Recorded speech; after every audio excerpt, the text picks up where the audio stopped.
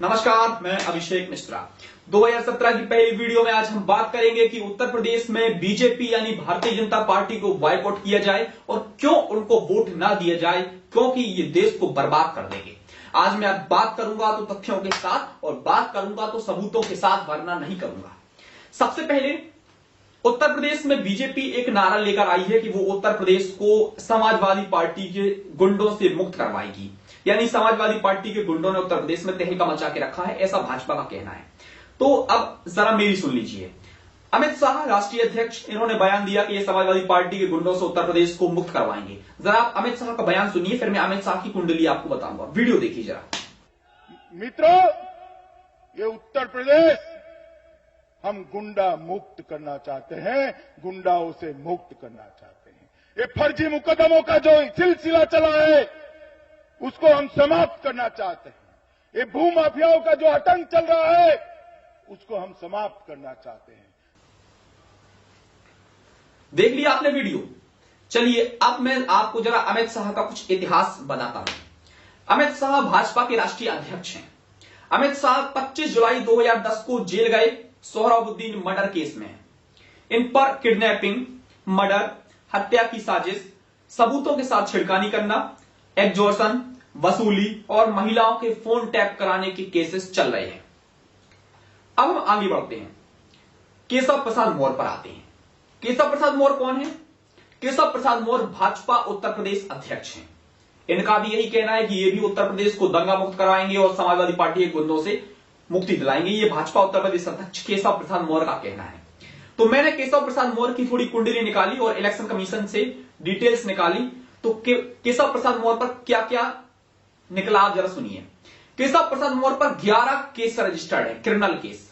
सुनिए जरा कौन कौन से हैं। 2 धर्मों को लड़वाना, मर्डर की धमकी देना, हत्या की साजिश, मर्डर करना, पब्लिक सर्वेंट के साथ मारपीट करना, धर्मों का मजाक उड़ाना, धोखाधड़ी, फ्रॉजरी ऑफ डॉक्यूमेंट्स यानी डॉक्यूमेंट्स के साथ छेड़खानी करना, फर्जी डॉक्यूमेंट्स बनाना, चोरी, डकैती और दंगे करवाना। और ये हैं उत्तर प्रदेश के भाजपा अध्यक्ष जो उत्तर प्रदेश को आगे बढ़ाने की बात करते हैं और मोदी जी के खास हैं। ये भी कहते हैं कि हम देश को आगे बढ़ाएंगे और उत्तर प्रदेश से दंगे खत्म करवाएंगे। वाह क्या बात है। जिन पर दंगे के केस लगे हुए हैं वो कहते हैं कि हम उत्तर प्रदेश को दंगा मुक्त करवाएंगे। वाह क्या बात है, मजा आ गया। चलिए आगे बढ़ते हैं। अब ये तो हो गए अध्यक्ष, पहले हो गए थे राष्ट्रीय अध्यक्ष, फिर हुए स्टेट अध्यक्ष। अब हम बात करते हैं कैंडिडेट्स की। बीजेपी ने कैसे कैंडिडेट्स हैं उत्तर प्रदेश में, जरा सुनिए। बीजेपी की कैंडिडेट है गुड्डू पंडित। गुड्डू पंडित के बारे में हमने थोड़ा इतिहास निकाला। तो गुड्डू पंडित का असली नाम है भगवान शर्मा। नाम भगवान है, लेकिन जरा आप इनके कांड सुनेंगे तो आपको भी शर्म आ जाएगी। गुड्डू पंडित पर 13 केस रजिस्टर्ड हैं। 2 बलात्कार, 4 हत्या, 8 साल जेल, दंगे करवाना, धोखाधड़ी, किडनैपिंग, एक्सटॉर्शन, वसूली, अन्य, इतने केस हैं गुड्डू पंडित पर रजिस्टर्ड। और ये कहते हैं कि ये उत्तर प्रदेश को दंगा मुक्त करवाएंगे। ये कहते हैं कि महिलाओं के सम्मान की बात करते हैं। और ऐसे महिलाओं के सम्मान होता है आपके इधर कि जहां पर आपका राष्ट्रीय अध्यक्ष महिलाओं के फोन कॉल्स टैप करवाता है, जहां पर आपका कैंडिडेट 2 बलात्कार के आरोपों में फंसा हुआ है, आप महिलाओं के सम्मान की बात करते हैं। और ये एक नहीं है, इनकी कैंडिडेट की मेरे पास पूरी लिस्ट है। योगी आदित्यनाथ 3 केस, मर्डर, दंगे, हत्या के साथ हथियार के साथ दंगे करना, संगीत सोम, सुरेश राणा, मुजफ्फरनगर दंगे।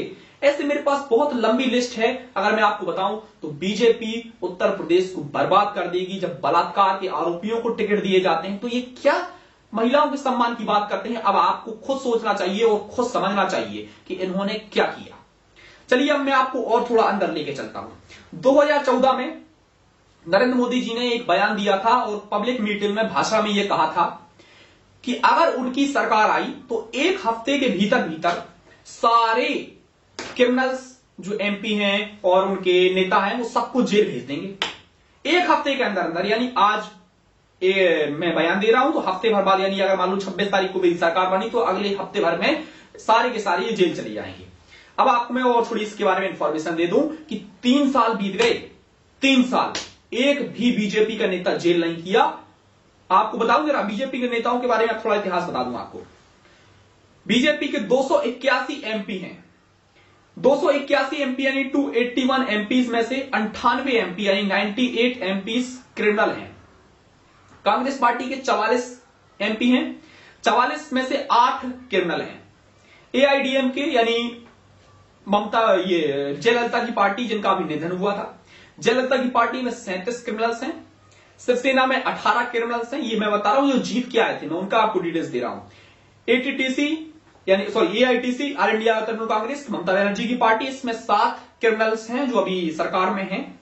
और समाजवादी पार्टी का मेरे पास जो 2012 का डेटा है उसके हिसाब से 46 क्रिमिनल्स हैं समाजवादी पार्टी में। 2012 का मैं आपको डेटा बता रहा हूं।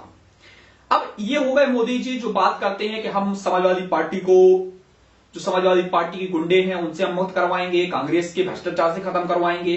तो भ्रष्टाचार की बात आई, अब मैं भ्रष्टाचार के ऊपर बताता हूं आपको। भ्रष्टाचार के ऊपर आप देखिए 8 नवंबर को नोटबंदी हुई। नोटबंदी का कोई फायदा तो हुआ नहीं। नोटबंदी में जितने भी नेता पकड़े गए, सारे के सारे नेता सिर्फ और सिर्फ भारतीय जनता पार्टी के थे। किसी और दूसरी पार्टी का एक भी नेता नहीं पकड़ा गया। मोदी जी कहते हैं कि कांग्रेस पार्टी ने 60 साल लूटा। तो मैं मोदी जी से पूछना चाहता हूं कि अगर कांग्रेस पार्टी ने 60 साल लूटा तो आप 2 महीने में आपकी सरकार भी थी, आप एक भी नेता को पकड़ नहीं पाए। मुझे तो समझ नहीं आता कि आप मतलब आरोप पे आरोप लगाए जा रहे हो, सिद्ध करने में आप बिल्कुल जीरो हो, क्योंकि फर्जी आरोप, झूठे आरोप। और मैं आपको हकीकत बताता हूं जरा, जो आपको बिकाऊ मीडिया और दलाल मीडिया नहीं दिखाएगा, और ना आज तक आपको मालूम चली होगी, ना किसी बीजेपी के समर्थक ने आपको बताया होगा।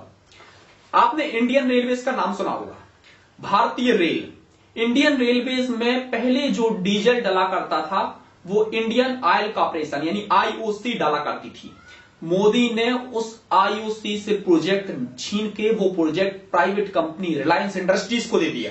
सोचिए अब आप, यानी भारतीय रेल यानी इंडियन रेलवेज जो ट्रेन चलती है भारत में, जो ट्रेनों में डीजल डलता है, पहले भारत सरकार डालती थी, अब वो भारत सरकार नहीं डालती है। अब वो डीजल एक प्राइवेट कंपनी डाल रही है, और वो भी जायज दाम पर। सोचिए अब आप, क्यों डाल रही है भाई? भारत सरकार का प्रोजेक्ट आप प्राइवेट कंपनी को दे रहे हो, क्यों दे रहे हो? क्योंकि इन्होंने 2014 में अंबानी अडानी के प्लेनों में उड़े थे, 1-1 लाख करोड़ रुपए उड़ाए थे। अब वो पैसा अगर किसी से लिया था तो आपको चुकाना भी था, कैसे ना कैसे तो आपको चुकाना ही था। भाई मैं आपसे 1 लाख रुपए लूं तो मुझे आपको 1 लाख रुपए चुकाने भी पड़ेंगे। वही हो रहा है। इन्होंने पब्लिसिटी में इतना पैसा बर्बाद किया, काम जीरो, सिर्फ पब्लिसिटी, टैक्स पे टैक्स लगा दिए, लेकिन जीरो आज काम। इसलिए आज आप देखिए कि भारतीय रेल भी इतनी बुरी कगार पर आ चुकी है कि आज प्राइवेट कंपनी डीजल डाल रही है उसमें। भारतीय रेल के बारे में और थोड़ा सुनिए। 4 ट्रेनें उतर चुकी हैं पिछले महीने में, 4 ट्रेनें डीएल हुई हैं, उसमें 500 से ज्यादा लोगों की हत्या हुई। लेकिन इनके रेल मंत्री सुरेश प्रभु ने एक शब्द नहीं बोला, कोई माफी नहीं मांगी, और सिर्फ टैक्स बढ़ाने में लगी हुए हैं। सर्विस टैक्स पहले 12%, अब 15%। आप स्वच्छ भारत अभियान का पैसा दे रहे हो, आप रोड टैक्स दे रहे हो, आप नेट पर चार्ज जोड़ दिया इन्होंने एक्स्ट्रा, हर चीज में टैक्स। नोटबंदी से पूरा पैसा वापस आ गया, 98% पैसा वापस आ गया, 2% बचाए हुए एनआरआईज का है वो भी वापस आ जाएगा। यानी कोई भी फायदा नहीं हुआ नोटबंदी का। सिर्फ और सिर्फ वो इसलिए किया गया था क्योंकि इनके पास पैसा बचा नहीं था, सरकार डूबने की कगार पर थी, इसलिए वो करना पड़ा। और सुनिए, बीएसएनएल का नाम सुना होगा आपने, एमटीएनएल का नाम सुना होगा। बीएसएनएल और एमटीएनएल बिकने की कगार पर है। भारत सरकार यानी मोदी सरकार बीएसएनएल और एमटीएनएल को बेचने वाली है। जियो को क्यों लाया गया? मोदी ने जियो का प्रमोशन क्यों किया? इसलिए किया क्योंकि जब जियो को बढ़ाएंगे तो बीएसएनएल गिरेगी और गिरेगी, रद्दी हो जाएगी, टूट जाएगी, तो बिकने की कगार पर आ जाएगी। इसलिए लाया गया जियो को। मोदी सरकारी प्रजातंत्र को खत्म कर देगा, पूरी तरीके से नष्ट कर देगा। मेरा शरीर है तो ये शरीर हड्डियों पर टिका हुआ है। अगर ये हड्डियां ही पूरी टूट जाएंगी तो मैं ढह जाऊंगा। ऐसा ही भारत सरकार के साथ होने वाला है। पूरा भारत जो सरकारी तंत्र है, पूरा सरकारी तंत्र टूट जाएगा। बीएसएनएल बिक गई, कल के दिन ट्रेन पूरी बिक जाएगी, ट्रेन का डीजल प्राइवेट कंपनी डाल रही है, सब कुछ प्राइवेटीकरण हो जाएगा। और मैं आपको बता दूं दोस्तों, आज भी आपके पास मौका है, जाग जाइए, वरना कल के दिन पता चला आप भी किसी प्राइवेट में ही निपट जाओगे। चलो आगे बढ़ते हैं। टैक्स का तो हो ही गया। अब मैं आपको और बताता हूं, भाजपा गौ माता के ऊपर बड़ा वोट मांगती है, आरएसएस गौ माता के नाम पर चंदा इकट्ठा करती है, राम मंदिर के नाम पर चंदा इकट्ठा करती है, लेकिन आज तक पता नहीं चला कि वो राम मंदिर के नाम पर जो चंदा इकट्ठा किया गया वो कहां गया चंदा, आज तक पता नहीं चला। और सुनिए आप, भाजपा के आने के बाद, मोदी सरकार आने के बाद भारत विश्व का सबसे बड़ा मांस निर्माता बन गया, सबसे बड़ा मांस निर्माता विश्व का। मोदी सरकार आने के बाद हुआ है ये। और बीजेपी को सबसे ज्यादा डोनेशंस मिले तो इन्हीं कंपनियों से, बीफ कंपनियों से पैसा मिला है। बीजेपी बीफ कंपनियों से पैसा खा रही है। उत्तर प्रदेश में बुंदेलखंड का क्या क्या विकास हुआ? कोई विकास नहीं हुआ। उत्तर प्रदेश से उमा भारती सांसद हैं, ये बुंदेलखंड से उमा भारती सांसद, इनकी केंद्रीय मंत्री केंद्र में बैठी हुई उमा भारती, 3 सालों में उमा भारती ने क्या उखाड़ दिया? मैं भी आज पूछना चाहता हूं। तो मोदी जी पूछते हैं अपनी भाषणों में कि मैं पूछना चाहता हूं कांग्रेस पार्टी से, तो मैं भी पूछना चाहता हूं मोदी जी आपसे, बुरा मत मानिएगा कि आप ये बलात्कार के आरोपियों को टिकट देकर, हत्या के आरोपियों को, मर्डर कराने वाले आरोपियों को टिकट देकर क्या साबित करना चाहते हैं कि आप देश बदल रहे हैं, आप ऐसे देश बदलोगे और ये ऐसे महिलाओं का सम्मान होगा, ऐसी महिलाएं आगे बढ़ेंगी। उत्तर प्रदेश वासियों, मैं आज आपसे विनती करना चाहता हूं कि आप सोच समझ के वोट दीजिए, जिसको भी वोट देना है दे दीजिए, बस भाजपा को वोट मत दीजिए, कांग्रेस को, सपा को, बसपा को, जिसको वोट देना है दो, बीजेपी को मत देना। याद रखना अभी भी मौका है। कुछ लोगों को मैं जगाता हूं, कुछ लोगों को आप जगाइए और इस वीडियो को ज्यादा से ज्यादा लोगों तक पहुंचाइए ताकि उत्तर प्रदेश में भाजपा हार सके। चलता हूं मैं। Take care.